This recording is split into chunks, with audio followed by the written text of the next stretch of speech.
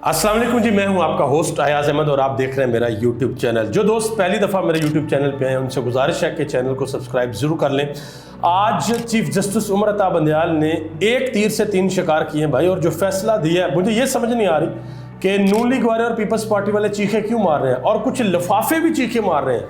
हालांकि फैसला ये आया कि वो लोग जिन्होंने हराम की कमाई से 2 नंबर तरीके से नाजायज़ तरीके से जिन लोगों ने इस मुल्क से पैसा लूटा था, उनके लिए जो नैब अमेंडमेंट्स पार्लियामेंट के अंदर की गई थी वो नैब अमेंडमेंट्स ख़त्म कर दी गई हैं। ये लोग क्यों चीखे मार रहे हैं? देखिए, चीखे वो मारे जिसने चोरी की है, जिसने 2 नंबरी की है, वो लोग चीखे मारे। और चीफ जस्टिस उमर अता बंदयाल को वैसे तो एक डरपोक तरीन जज के तौर पे याद रखा जाएगा। जब भी उनका नाम आएगा लोग ये कहेंगे कि ऐसा जज था कि जिसने अपने फैसलों के ऊपर अमल नहीं करवाया। अब ये भी फैसला कर दिया है, आखिरी दिन था उनका, फैसला करके चले गए। इस पे अमल होगा नहीं होगा वो एक अलग कहानी है, लेकिन मैं आपको ये बता देता हूं कि किस तरीके से उन्होंने 3 एस्पेक्ट से बड़ा ज़बरदस्त किस्म का ये फैसला दिया है। सबसे पहली बात ये फैसला आया करप्शन के ऊपर, ठीक है, 2 नंबरी के ऊपर, जो लूट सेल जा रही थी उसके ऊपर। अगर इस फैसले को आने वाले चीफ जस्टिस काजी फायज ईसा रिवर्स करते हैं तो उनकी अपनी साख को बहुत ज़्यादा नुकसान पहुंचेगा। दूसरे नंबर पे अगर ये निगरान हुकूमत इस फैसले के खिलाफ रिव्यू में जाती है तो इस हुकूमत की साख को बहुत नुकसान पहुंचेगा। वैसे तो ये नारे लगा रहे हैं जी हमने एहतसाब करना, छोड़ेंगे नहीं किसी को, कोई 2 नंबरी नहीं छोड़ेंगे, कोई स्मगलिंग नहीं छोड़ेंगे, सब एक लाइन में लगेंगे।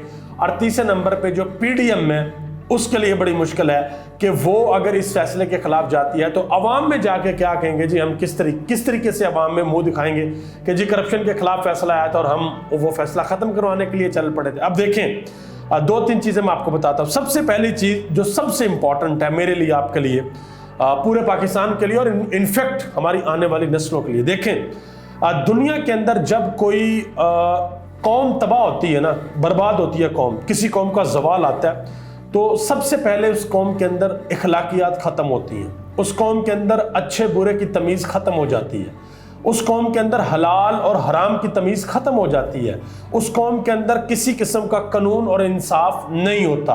अब पाकिस्तान के अंदर क्या हो रहा था, इन्होंने जो पार्लियामेंट के अंदर ये अमेंडमेंट की है, नैब की अमेंडमेंट, देखें मैं 2-3 अमेंडमेंट आपको बताऊंगा, आपको अंदाज़ा हो जाएगा कि इन्होंने इस कौम के साथ क्या खेल खेलने की कोशिश की। सबसे पहले नंबर पर इन्होंने कहा कि वो बंदा जिसने 50 करोड़ रुपए से कम की करप्शन की है उसको नैब नहीं पूछ सकेगी। ये पहली अमेंडमेंट है। अंदाजा करें, आप 45 करोड़ की करप्शन करें, इवन के 49 करोड़ की करप्शन करें, आपको कोई बंदा नहीं पूछेगा।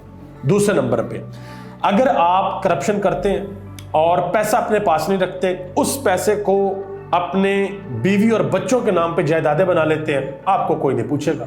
तीसरे नंबर पे अगर आपकी करप्शन पकड़ी जाती है और पाकिस्तान के अंदर उसका कोई सबूत नहीं है, सबूत बाहर के मुल्क से आता है, वो सबूत नहीं माना जाएगा।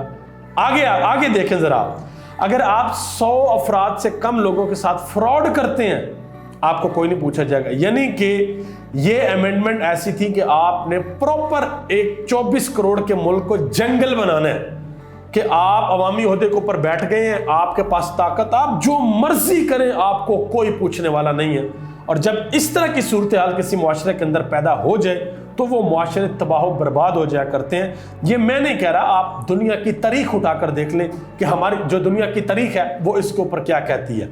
अब आने वाले वक्त में जो पीपल्स पार्टी है उन्होंने तो ये ऐलान किया कि भाई हमें इलेक्शन चाहिए हर सूरत। नून लीग भी बैठी हुई है, सोच रही है कि नवाज शरीफ साहब को वापस आने दें या ना आने दें, क्योंकि अगर तो ये मेरी बात याद रखिएगा, अगर तो नून लीग की डील हो गई हुई है तो हर सूरत नवाज शरीफ वापस आएंगे, और अगर डील नहीं हुई सिर्फ ये उनको तसल्ली दी गई है कि आप वापस आए तो हमने इलेक्शन करवाने हैं, तो फिर नवाज शरीफ किसी सूरत ये रिस्क नहीं लेंगे, क्योंकि पूरे का पूरा शरीफ खानदान, जरदारी खानदान, राजा परवेज अशरफ, यूसुफ रजा गिलानी, जरदारी साहब और ये जो हमारे निगरान वज़ीर आज़म अनवारुल हक काकड़ साहब, इनका भी एक केस नैब के अंदर है। वो सारे के सारे खुल गए और सिर्फ केस नहीं खुले, जितनी भी इंक्वायरीज थी और जितनी इन्वेस्टिगेशंस थी वो भी खुल गई और सुप्रीम कोर्ट ने हुक्म दिया कि 7 दिन के अंदर अंदर इनको दोबारा शुरू किया जाए। अब ये देखना यह है कि 7 दिन के अंदर अंदर दोबारा शुरू होता है या नहीं होता। फैसला तो आ गया, चीफ जस्टिस उमर अता बंदयाल के पहले फैसलों पे तो कोई अमल नहीं हुआ। अब देखना है इसके ऊपर अमल होता है या नहीं होता। आने वाले चीफ जस्टिस के लिए एक बहुत बड़ा ये इम्तिहान होगा। अब आगे इस बात पे कि पाकिस्तान के अंदर कुछ लफाफे हैं, वो बड़ी चीखें मार रहे हैं। वो कह रहे हैं जी 2 LLB पास जजेस हैं, उमर अता बंदियाल और एजाजुल हसन, उन्होंने ये केस का फैसला दे दिया, लटरम बटरम ये वो। देखें, यही वो चीफ जस्टिस था उमर अता बंदियाल जिसने रात 12 बजे अदालत लगाई और अदालत लगा के इमरान खान की हुकूमत को ख़त्म किया। 16 महीने में हमने पाकिस्तान का बेड़ा गर्क होते हुए देखा। पेट्रोल कहां से कहां पर गया, डॉलर कहां से कहां पे गया, पाकिस्तान के अंदर जो एक्सपोर्ट्स थी वो कैसे गिरी, पाकिस्तान की जो ग्रोथ थी जो 6% के साथ हो रही थी वो कैसे गिरी है नीचे। पाकिस्तान के अंदर कोई बड़ा इंटरनेशनल लीडर आने को तैयार नहीं है। पिछले दिनों मोहम्मद बिन सलमान के अब खबरें हैं कि बड़ा जोर लगाया गया कि वो किसी तरीके से कुछ घंटों के लिए G20 कॉन्फ्रेंस भारत में हो रही थी तो पाकिस्तान में आ जाए, ताकि ये तासर जाए कि जी ठीक है इन्वेस्टमेंट आ रही है बहुत बड़ी। लेकिन वो नहीं आए। आपको क्या लगता है उनको नहीं कहा गया? बिल्कुल कहा गया और जोर दिया गया, लेकिन वो पाकिस्तान नहीं आए।